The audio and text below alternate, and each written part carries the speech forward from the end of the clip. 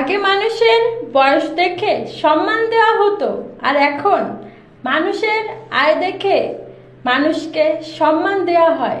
কথাটা তিতা হলেও এটাই বাস্তব।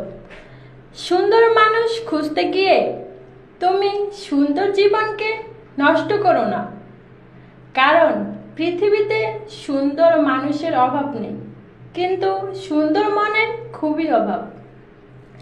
সব ছেলে যে খারাপ তা কিন্তু নয়, কেউ খারাপ হয়ে যায় আর কেউ পরিস্থিতিই খারাপ বানিয়ে দেয়।